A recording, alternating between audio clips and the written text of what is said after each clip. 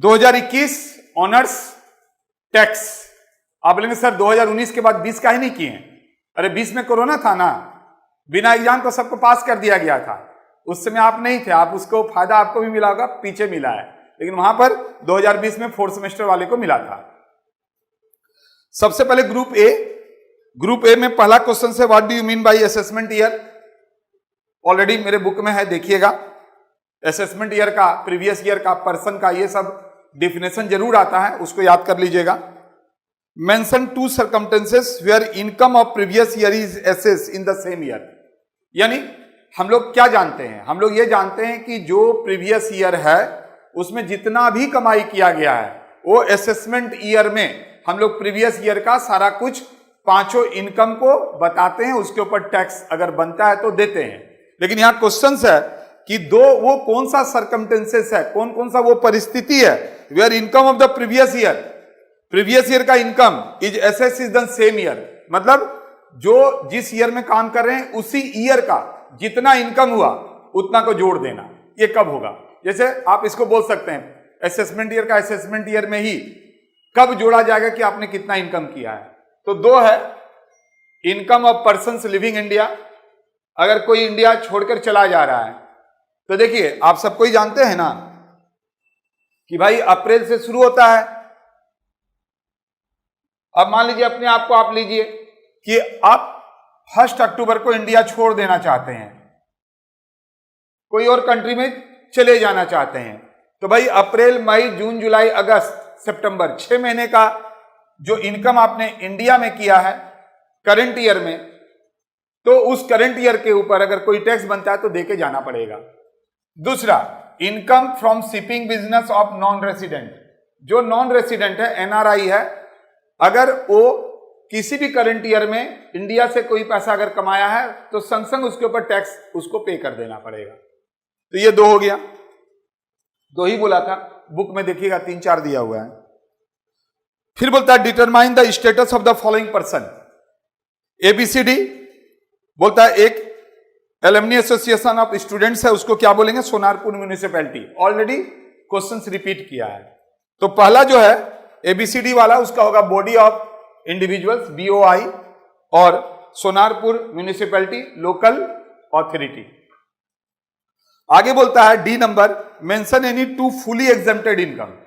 वो 2 इनकम जो fully exempted है। तो भाई फुली एग्जेम्प्टेड ऑलरेडी एक लिस्ट है, एक अलग से चैप्टर ही है, 1 पेज का है चैप्टर, कौन कौन सा इनकम जिसके ऊपर टैक्स नहीं लगता है। तो देखेंगे ग्रेच्युटी है और दूसरा कम्यूटेड पेंशन। गवर्नमेंट एम्प्लॉय को जो ग्रेच्युटी मिलता है या गवर्नमेंट एम्प्लॉय जो अपना पेंशन को कम्यूट करता है उसके ऊपर कोई टैक्स नहीं देना पड़ता है, अंडर सेक्शन मेंशन कर दिया गया है। तो क्वेश्चन नंबर तो ये 1 यही था, 1 में ABCD था। आइए क्वेश्चन नंबर 2 देखते हैं। और हां, ये ग्रुप A है।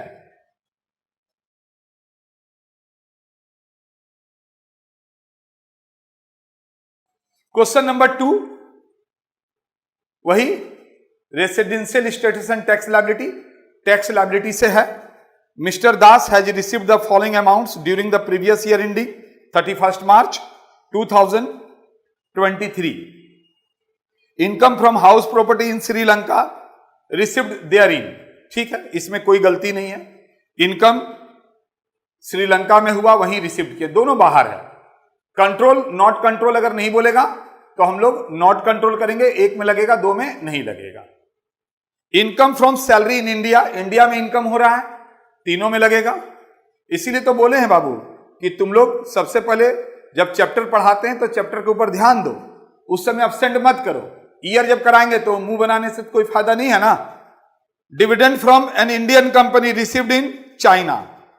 डिविडेंड इंडियन कंपनी का है, भाई इनकम तो इंडिया में जनरेट हुआ है, इंडिया जब भी प्रेजेंट रहेगा, चाहे रिसीव्ड में चाहे अर्निंग्स में, तो तीनों में लगेगा। तो यहां पर देखेंगे तीनों में लगेगा। अब D नंबर सवाल ही रॉन्ग है। Income from business control from Bangladesh. भाई income from business control from Bangladesh, कुछ लिखा ही नहीं कि इनकम जो है वो कहां रिसीव्ड हुआ, इनकम रिसीव्ड इन इंडिया कि income not received in India, कुछ नहीं लिखा। लिख दिया income from business control from Bangladesh. भाई बिजनेस कहां हो रहा है, इनकम कहां हो रहा है, लिखा ही नहीं। टेक्निकली ये सेंटेंस ही गलत है। तो भाई कलकत्ता यूनिवर्सिटी को तो कुछ बोला नहीं जा सकता है ना, हम लोग इसके ऊपर कोई कमेंट करते हैं। तो देखो इसमें हम लोग ये मान लेंगे कि बिजनेस बाहर का है और कंट्रोल भी बाहर से हो रहा है, तो एक में लगेगा, दो में नहीं लगेगा। और अगर हम ये सोचते हैं कि इनकम इंडिया में हुआ है, कंट्रोल बांग्लादेश से हो रहा है, तो तीनों में लगेगा। तो नोट पुट कर देंगे और सवाल को हम लोग ऐसे बना लेंगे। जब कंट्रोल फ्रॉम बांग्लादेश है तो हम यही सोचेंगे कि इनकम भी बाहर ही हो रहा है। 10,000 इनकम हुआ है इंग्लैंड में during the previous year 21-22। India लाया गया, उससे कोई मतलब नहीं है। 10,000 इंग्लैंड में जनरेट हुआ इनकम। कंट्रोल नॉट कंट्रोल, भाई नॉट कंट्रोल, अपना देश को कंट्रोल करो, तो एक में लगेगा, दो में नहीं लगेगा। लेकिन यहां पर एक बात बहुत अच्छा से समझेंगे, क्योंकि मेरा प्रीवियस ईयर क्या है, मेरा असेसमेंट ईयर क्या है।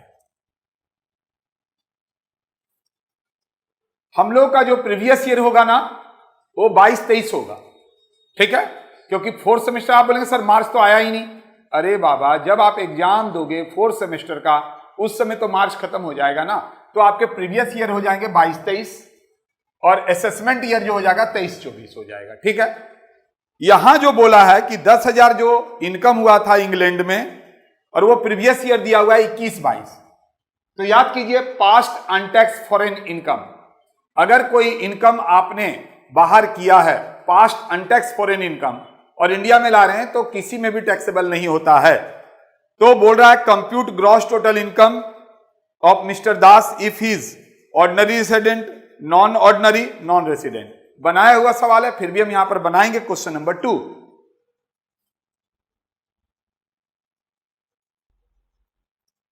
एक बार समझा देते हैं, वैसे तो जब क्वेश्चंस पढ़ रहे थे उसी समय समझा दिए थे। Income from house property in Sri Lanka received there in, वहीं पर रिसीव्ड हुआ।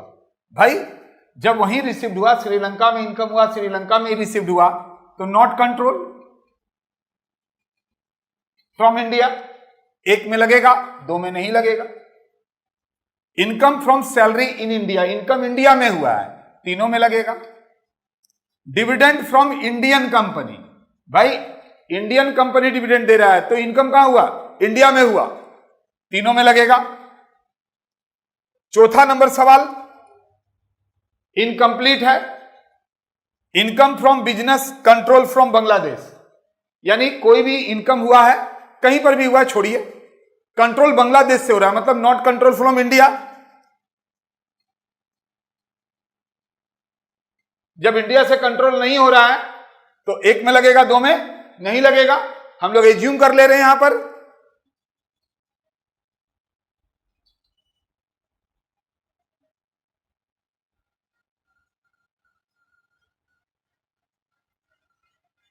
क्या एज्यूम किए, इनकम इंडिया में नहीं हो रहा है, तो गलत नहीं होगा। कारण क्या है कि अगर कोई तीनों में अमाउंट लिखता है ये सोच के कि इनकम इंडिया में हो रहा है, कंट्रोल बांग्लादेश से हो रहा है, तो तीनों में लगेगा क्योंकि इनकम इंडिया में हो रहा है। लेकिन यहां पर क्या बोलने का कोशिश कर रहा है क्वेश्चंस, कंट्रोल फ्रॉम बांग्लादेश, यानी इंडिया से कंट्रोल नहीं हो रहा, बांग्लादेश से। अगर बांग्लादेश से कोई चीज कंट्रोल हो रहा है भाई, तो वहीं पर ना इनकम हो रहा है, इसीलिए एक में लगेगा, दो में नहीं लगेगा। 10,000 रुपया आपने इंग्लैंड में कमाया था, किस प्रीवियस ईयर में, 21-22। और भाई 21-22 पास्ट अनटैक्स फॉरेन इनकम, याद होगा आप लोगों को, पास्ट अनटैक्स फॉरेन इनकम लेकर आ गया, किसी को टैक्स नहीं लगता, जोड़ दिए, ये ग्रॉस टोटल इनकम हो गया, less under section 80C to 80U, तो आ गया टोटल इनकम। क्या आपको पता है कि अंडर सेक्शन 80C से 80U दो रिजिम है टैक्स का, एक ओल्ड एक न्यू। भाई इसने ओल्ड रिजिम में काम कर रहा है, इसीलिए यहां पर मैंने लिखा deduction under section 80C to 80U। Otherwise अगर ये न्यू रिजिम में होता तो खाली इनकम जुड़ता, कोई डिडक्शन नहीं मिलता।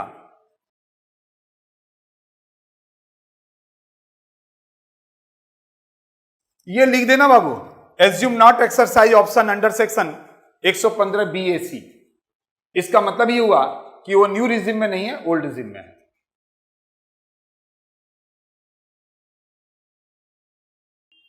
अब आइए, क्वेश्चन नंबर 1 गया, 2 गया, क्वेश्चन नंबर 3।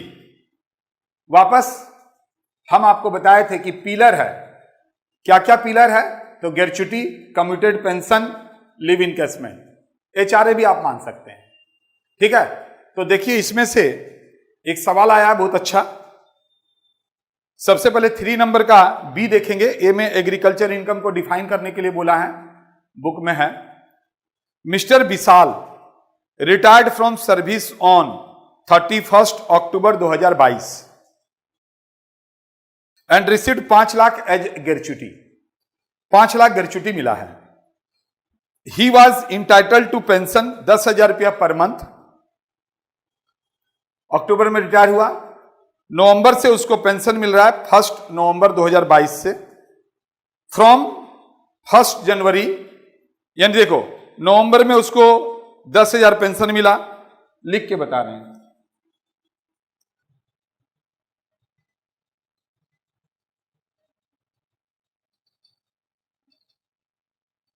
नवंबर और दिसंबर 10,000 मिल गया।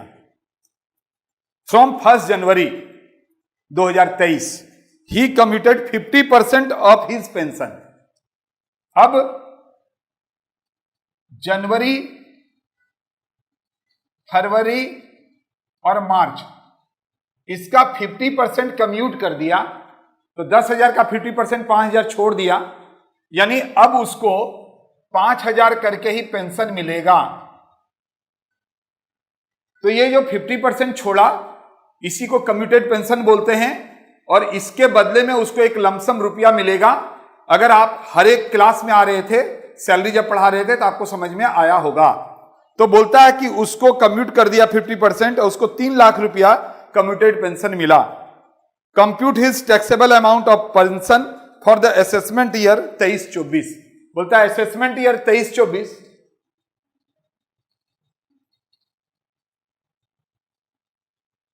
के लिए उसका कितना पेंशन टैक्सेबल होगा। तो देखो सबसे पहले उसको तो 35,000 तो ये होगा ही होगा, प्लस आपको कैलकुलेशन में जाना पड़ेगा। ये बंदा 50% कम्यूट किया, 3 लाख मिला, इसको ग्रेच्युटी भी मिल रहा है। याद कीजिए, अगर ग्रेच्युटी मिलेगा तब हम लोग क्या करेंगे, ग्रेच्युटी नहीं मिलेगा तब क्या करेंगे।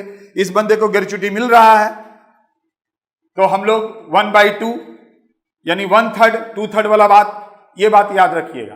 तो देखेंगे जी यहां 35,000 प्लस अब हम लोग कम्यूटेड पेंशन का कैलकुलेशन करेंगे। तो देखेंगे जी कम्यूटेड पेंशन रिसीव्ड हुआ है 3 लाख, एग्जेम्प्ट करेंगे under section 10(10)(a)(2) commuted value of 1/3 of the pension, क्योंकि ग्रेच्युटी मिल रहा है। याद कीजिए यहां पर हम लिखे थे आपको अमाउंट रिसीव्ड 1/3 अपोजिट 50% 50/100 अपोजिट होगा तो 100/50, कोई इसी को 2 लिख देता है। यहां हम कंफ्यूज नहीं कर रहे हैं आपको, इसलिए पूरा लिख दिया 100/50। 2 लाख चला गया तो 1 लाख यहां पर, प्लस पेंशन जो रिसीव्ड हुआ था 35,000, यहां पर आपको टैक्सेबल पेंशन के बारे में बोल रहा है तो टोटल हो जाएगा 1,35,000। एकदम सवाल आसान, अभी तक जितना भी सवाल बनाया सब पढ़ा हुआ सवाल आया है। आगे बढ़ते हैं। क्वेश्चन नंबर 4 आपका एक टोटल इनकम का सवाल, बहुत ही अच्छा। Mrs Mala Sen furnish the following information for the previous year 22-23, compute her income from other sources for the assessment year 23-24। Winning from lottery, lottery से उसको मिला है 137,600, टैक्स काट के मिला है 31.2%, यानी 137,600 68.8% को डिनोट कर रहा है। हम लोग नेट नहीं लेते हैं, ग्रॉस लेते हैं, ये तो आपको पता ही है। और ये रुपया लॉटरी का जो इनकम को रिसीव्ड करने के लिए 2,000 खर्चा हुआ। आप जानते हैं लॉटरी इनकम में उसको एक्सपेंस नहीं बात देते हैं। 40,000 रिसीव्ड हुआ है interest from government securities, 4,000 spend towards collection charges. तो देखेंगे जी गवर्नमेंट सिक्योरिटीज में जो भी आपको मिलता है उसमें से कलेक्शन चार्जेज बाद हो जाता है। Dividend from Tata steel Indian company fully taxable. Family pension में 1/3 और 15,000, ये बात आप तो जानते ही हैं। और income from agriculture land situated in Bangladesh, वो पूरा का पूरा टैक्सेबल होगा। यानी सभी को जोड़ देंगे, इनकम फ्रॉम अदर सोर्सेस हो जाएगा। बहुत ही इजी सवाल है, आइए आके देखते हैं। विनिंग फ्रॉम लॉटरी ग्रॉस लेते हैं। नेट दिया हुआ था, एक्सपेंस अलाउड नहीं होगा। गवर्नमेंट सिक्योरिटीज का एक्सपेंस अलाउड होता है, माइनस करके ये नेट आया। डिविडेंड फैमिली पेंशन में 1/3 और मैक्सिमम 15,000, ये आप जानते ही हैं। Which ever is lower. और इनकम फ्रॉम एग्रीकल्चर लैंड, लेकिन सिचुएटेड होना चाहिए आउटसाइड इंडिया, जोड़ दिए, आ गया। आइए क्वेश्चन नंबर 5 करते हैं। 4 जल्दी से कॉपी कीजिए।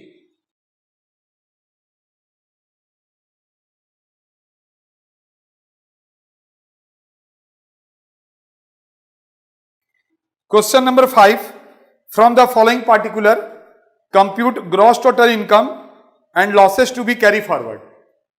S K residual Alam for the assessment year आपको दिया हुआ है 23-24।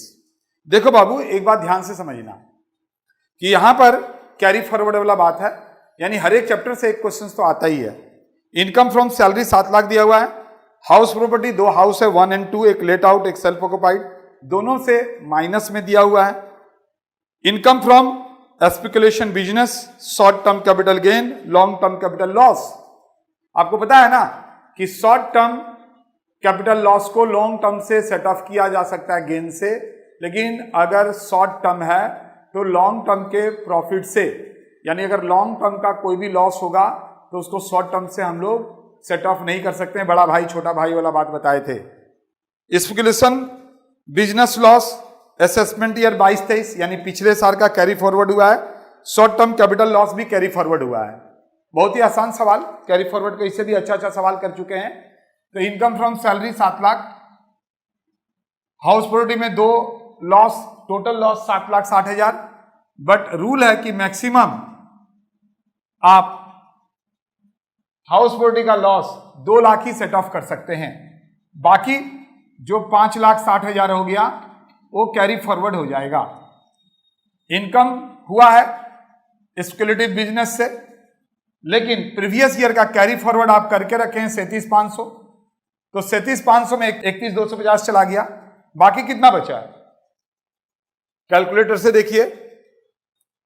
पिछला 37,500 था, उसमें से 31,250 सेट ऑफ हो गया, यानी जो बैलेंस बचा 6,250, ये नेक्स्ट कैरी फॉरवर्ड हो जाएगा।